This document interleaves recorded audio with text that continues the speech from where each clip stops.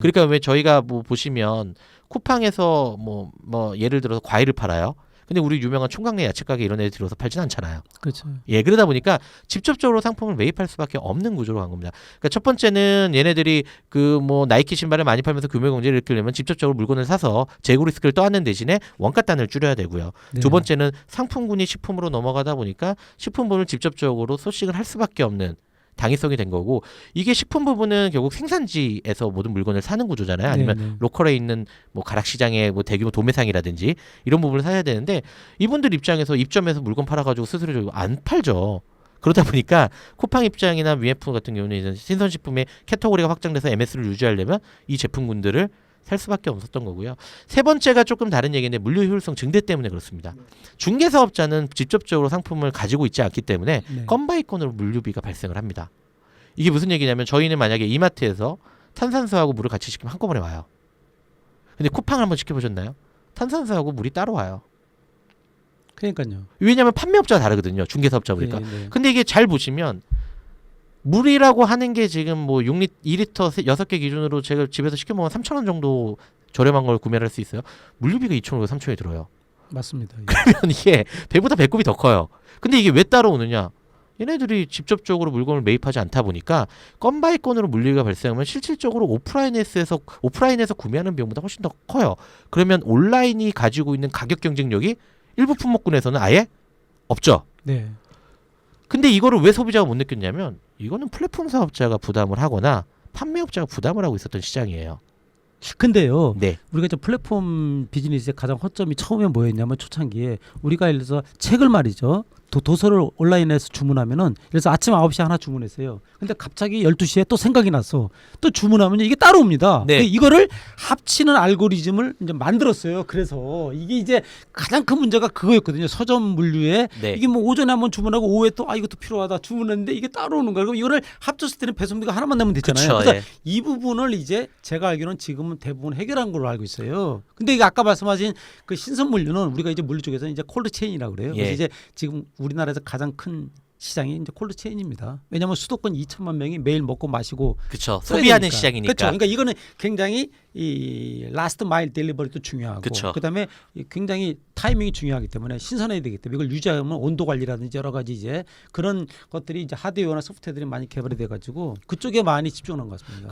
뭐 말씀하신 이제 도서 물류는 어쨌든 같은 재고를 가지고 있는 회사에서 그 이제 구매 시점 자체가 다르다 보니까 발생하는 네. 거잖아요. 근데 제가 이제 아까 예를 들었던 이유는 이게 판매 제품군의 판매자가 다른 거예요. 플랫폼 사업자가. 그렇죠. 그러니까 아싸리 그 두 번 나갈 수밖에 없어요. 다섯 개 없네요. 예, vend어가 그래서 다르니까. 제가 이제 어저께 저희 아기가 어린데 코코몽 풍선을 사달라고 하더라고요. 네, 네. 그리고 코코몽 풍선을 사는데 뭐 9,800원 이상이면 무료 배송이라고 하는 거예요. 하나 3,500원짜리인데. 그럼 제가 무슨 행위를 하고 있냐면 기존 판매자가 판매하는 제품군을 검색을 하고 있어요. 네. 이걸 저희가 잘 아시는 장바구니 기능이라고 얘기하는 네, 거죠. 장바구니에 담아야지. 예. 근데 소비자 입장에서 장바구니는 그냥 뭐 한꺼번에 묶음을 해가지고 판매하는 거죠. 실제로는 묶음 배송이 안 되는 거죠. 플랫폼 사업은. 그렇죠. 그러다 보니까 이제 온라인 커머스 업체들 입장에서는 뭐냐면 묶음 배송을 하려면 원래는 이게 정말 막대한 물류 비용이 들어가거나 이걸 알고리즘 풀어내기 힘드니까 내가 직접적으로 매입을 해서 직접 재고를 보유하고 있으면 이 사람이 오더 내는 거를 한꺼번에 나가면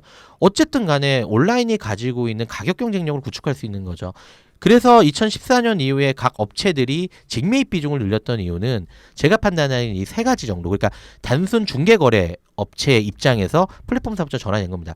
지금 영업이익률이 유통 이커머스가 몇 % 정도 됩니까? 거의 다 적자라. 그렇습니까? 근데요, 제가 최근에 제가 이제 그 국토교통부 물류 관련 인증 심사위원을 많이 하거든요. 네. 제가 여러분 저 CJ에 대한 동안 한 여러 군데 다닙니다. 보면은 그 영업이익률을 봅니다. 이게 그 점수가 있어요. 근데 영업이익률이 제가 놀란 게 뭐냐면 거의 0에서 2%를 안 넘습니다. 물류가. 그러니까 물류가 얼마나 3D 업종인가는 제가 거기서 느낀 거예요. 물류가 일은 심하게 많이 하면서도 이익이 안 나는. 그러니까 영업이익률이 그 이제 뭐 CJ 대한통운 같은 그런 대표 기업도 뭐 1.5% 이 정도밖에 안 돼요. 그러니까 저는 영업이익률이 너무 낮다는 거죠. 그래서 이커머스도 뭐 비슷한 게 아닌가. 근데 봅니다. 거기에 또 10배 이상 거의 한 3, 4배 낮으니까 0.5% 그리고 그러다 보니까 어찌됐든 이런 구조적인 한계점을 극복하기 위해서 직매입 비중을 늘릴 수밖에 없었던 거고 이 과정에서 결정적 차이는 뭐냐면 쿠팡은 직매입을 늘리려면 결국 본인들이 보관할 수 있는 창고가 필요해요. 그렇죠. 그래서 물류 기반 시설 자체에 대한 투자를 어마어마하게 한 겁니다. 이게 지금 근데 위메프하고 티모는 좀 다른 행보를 보였어요. 네. 직매입 매출 비중은 늘리는데 물류 시설에 투자를 한 게 아니라 제가 보기에는 좀 임차 형태로 썼던 걸로 좀 판단을 하고 있고요. 뭐 이제 리스를 많이 하죠. 예, 그리고 근데 물류센터도. 문제는 뭐냐면 온라인 업체는 가뜩이나 적자예요. 네. 그럼 물류 시설 기반에 또 투자되면 고정비가 더 들어가요. 그렇죠. 그럼 이 BEP가 넘어서기. 그러니까 한마디로 물류 시설이라고 하는 거는 내가 직매입을 해서 원가 단에서 규모 경제를 구축하기 전에 코스트가 운영비가 더 들어가는 개념이에요.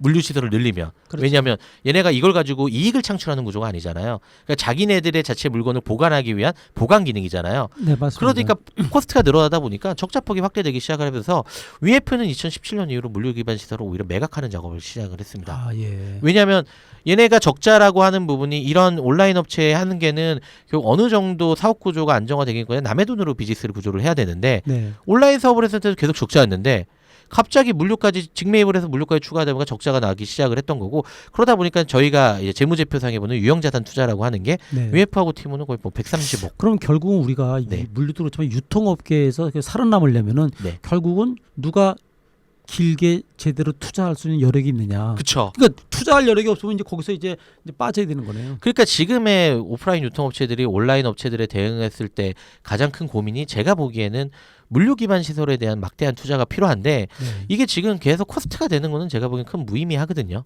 코스트가 되는 건 무의미하기 때문에 코스트가 아닌 다른 방면으로 계속 투자를 해야 되는데 네. 말씀하신 대로 그 투자 금액이 그렇죠. 너무 한두 푼이 커요. 아니니까요. 예, 한두 푼도 아니고 여기서 이끌어가야 되는 고정 비용 자체가 너무 큰 거죠. 그래서 아까 말씀드릴 때 말았는데 위메포고 티모는 이제 유형자산 투자라는 게 130억 정도밖에 머무르지 않았어요. 네. 근데 쿠팡은 이게 거의 5천억에 가까웠습니다. 그렇죠. 그러니까 쿠팡이 적자가 확대되는 과정에서는 얘네는 물류 쪽에 대한 대규모 인프라 투자를 했던 거고 여기서 저희가 지금 궁금한 거는 그럼 이게 과연 자기네 자체 직매입 매출 비중을 보관하기 위한 단순 창고냐 아니면은 이걸로 또 다른 수익 구조를 가져갈 수 있는 구조냐 이런 부분을 봤을 때는 아마존하고 상당히 연결이 돼 있다라고 보고 있는 입장입니다.